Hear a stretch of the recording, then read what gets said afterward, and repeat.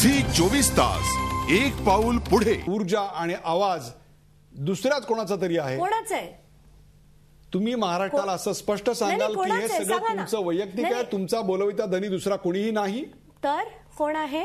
मी तुम्हाला विचारतोय, तुम्ही सांगायचंय महाराष्ट्राला की कोणी आहे का नाही? नाही ते तुम्ही मला सांगा ना की हे जर बीजेपी माझ्यावर आरोप करते, नाही शंका केली तर ते मी कोणाची आहे, माझं हे जे धैर्य आहे ते कोणाचं आहे ते मला आधी सांगा ना, मग मी त्याच्यावर उत्तर देते.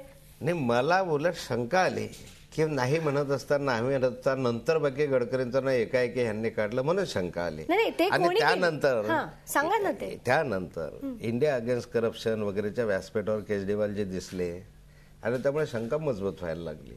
आता यामध्ये असं आहे की ह्या ठिकाणी जर रेकॉर्ड पाहिलं तर ही जमीन सरकार जमा झाली, बेकायदेशीर वगैरे वगैरे जे काही असेल अशा गोष्टींना ह्यांनी साथ द्यायची का चांगल्या गोष्टींसाठी भांडायचं हे ठरवायला लागेल. तुम्हाला नेमका कोणाचा संशय येतोय? बोलविता धनी मला संशय वगैरे नाही. बोला ना ओपन, एवढं तुम्ही पेपर दाखवता तर हेही बोला. नाही ते पक्क झालं की बोलूच. परंतु कसं म्हणाले माझी स्थिती तेव्हा झाली होती कारण तेव्हा मी प्रेस कॉन्फरन्समध्ये बोलले नाही कारण त्याच्याकडे माझ्याकडे त्याचं व्हॉइस रेकॉर्डिंग नव्हतं म्हणून मी त्याच्यावर कुठल्याही व्यक्तीचं नाव घेतलं नव्हतं. पण जेव्हा मी तिथून बसून निघाले, 1, 2, 3 चॅनलनी माझे तिथे इंटरव्ह्यू घेतले, तिथून निघाल्यानंतर गाडीत बसलेली असताना न्यूजवर टीव्ही फ्लॅश व्हायला लागले. नितीन गडकरी म्हणतात अंजली दमानियांना भेटले नाहीत.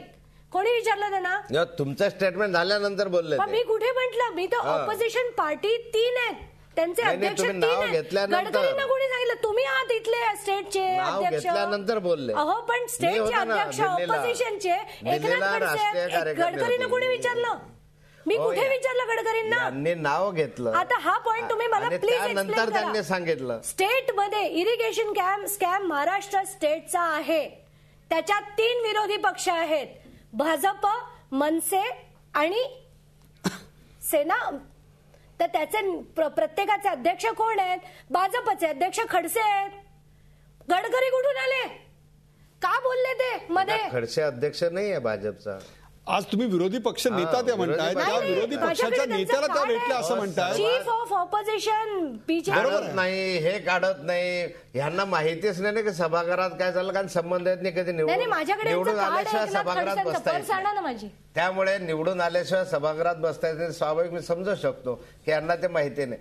सर्वात जास्त प्रखरतेने हल्ले जर केले असतील, इरिगेशन स्कॅम असेल का अन्य स्कॅम आम्ही केलेले आहे. हे असं नाही आहे, हे ऑन रेकॉर्ड आहे, कागद काढून बघा. आणि या ठिकाणी आम्हीच त्या ठिकाणी हल्लाबोल केला सरकारवर. गडकरींनी स्वतःच्या पायावर स्वतः कुऱ्हाड मारून घेतली आणि म्हणून मला आणि त्याचा मला इतका राग आला की हे स्वतः बोलतात, किती खोटं बोलतात, त्याचं नावही घेतलं. जमीन वाचवण्यासाठी मदत झाली नाही म्हणून कुठेतरी आतापर्यंत तुमच्या सगळ्या या आवेशाला एक ऍक्टिव्हिस्ट, एका व्यवस्थेविरुद्ध लढणारी, एका प्रवाहाविरुद्ध पोहणारी. मी तुमच्यावर जर आरोप केले आज की तुम्ही जे बोलताय ते खोटं बोलताय, तुमची प्रॉपर्टी आहे, तुमचा फ्लॅट आहे तो तुमचा नाहीये, तुम्ही लाटलेला आहे, तुम्ही म्हणालात तुमचं जे बिल्डिंग मधलं आहे ते कोणाच्या तरी झोपडपट्टी तोडून बनवलेलं आहे, ते त्यात तुमचा हात होता असं म्हटलं, तुम्हाला राग नाही येणार? तुम्ही काय शांतपणाची उत्तरं देणार?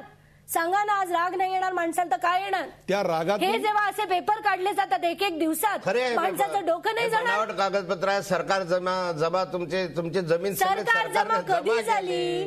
केव्हा का होईना, सरकारने जमा केव्हा केली? म्हणूनच केले ना. 18 वर्षापूर्वीची जमिनीचं काढलं. तुमचा माझा परिचय होता की मी तुमच्या घरीदारी येत होतो? हे चाललेलं ज्यावेळेस निदर्शनास आलं यांचे सर्व 59 एकर जमीन सरकारने जमा केली, बनावट आहे म्हणून जमा केली आणि त्यामुळे हा तळफळाट आणि ते वाचवण्यासाठी आम्ही मदत केली नाही हा त्यांचा आक्षेप आहे. गडकरींवर आक्षेप काय आहे की जमीन वाचवली नाही यांचे, म्हणून गडकरींवर आक्षेप आहे. त्यांनी जर वाचवली असते तर गडकरी हे झालं तर सॅल्यूट मारला असता. मग त्या ठिकाणी बोलतात काय? एक मला सांगत आहे, जे काही असेल खोटं असेल खरं असेल, सरकार जमा झाली की नाही जमीन, बनावट कागदपत्र केले, आदिवासींची जमीन खरेदी करा म्हणता तुम्ही. आणि सरकार, मी खरंच बोलतो, मी तर तुम्ही म्हणाल तर शब्द हा काय तहसीलदारची ऑर्डर आहे तहसीलदारची, तुम्ही प्लीज वाचा. त्याच्यातला पहिला पॉईंट जो आहे, तहसीलदारची ऑर्डर वाचायची गरज नाही मला, मी उतारा दाखवतो तुम्हाला. किती वेळा 94ची जमीन इन्व्हेस्टिगेट केली आहे मला सांगावं. 94चे नाही, मला या सेगमेंटचा आठवतं ना, मला या सेगमेंटचा एंड करताना आपल्याला पुढच्या शेवटच्या सेगमेंटमध्ये आणखी महत्वाच्या मुद्द्यावर बोलायचं. एक मिनिट, आपल्याला शेवटच्या सेगमेंटकडे जाताना काही आणखी महत्वाच्या आणि कन्स्ट्रक्टिव्ह मुद्द्यावर बोलायचं आहे. या सेगमेंटचा एंड करताना तुम्ही जनतेला असं आश्वासन 100% देऊ शकाल ऐकल्यावर कोणाची हिंमतच होणार नाही कधी उभं राहून करप्शन बाहेर काढायची. अत्यंत गंभीर स्वरूपाचा आरोप आहे. तुमचंच करप्शन बाहेर निघालं. मला एकच सांगा, या सेगमेंटमध्ये काढता तुमचेच उतारे बोगस निघाले याच्यामध्ये. थँक्यू व्हेरी मच खडसे साहेब. मला तर थँक्यू म्हणा नका म्हणून मी हे बघा, तहसीलदारचे रेकॉर्ड आहे, ऑर्डर कलेक्टरचे आहेत, सरकार जमा जमीन झालेली आहे आणि सरकार जमा झाली आहे जमीन, हे फक्त मी तुम्हाला सांगतोय. आव्हान आणि प्रतिआव्हान यांचा जंगी सामना इथे चालू झालेला आहे. शेवटच्या सेगमेंटमध्ये मला अत्यंत महत्वाच्या आणि कन्स्ट्रक्टिव्ह पॉझिटिव्ह अशा मुद्द्यावर चर्चा करायची आहे. या सेगमेंटचा एंड करताना फक्त मला एकच प्रश्न मॅडम तुम्हाला विचारायचा आहे, त्याचं उत्तर हो की नाही असं सांगा. तुमचा बोलविता धनी तुमच्या स्वतः व्यतिरिक्त दुसरा कोणीही नाही. तुम्ही फक्त स्वतः आणि स्वतः एकट्याच्या जीवावर या व्यवस्थेविरुद्ध आणि पर्यायाने व्यवस्थेत असलेल्या व्यक्तींच्या भूमिकांविरुद्ध उभे आहात. गेले 1 वर्ष मी हे करते.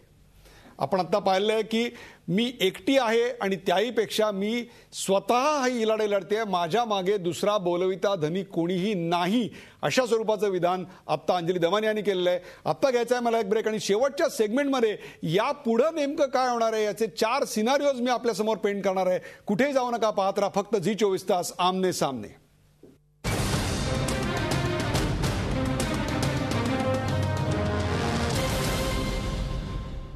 झी 24 तास एक पाऊल पुढे.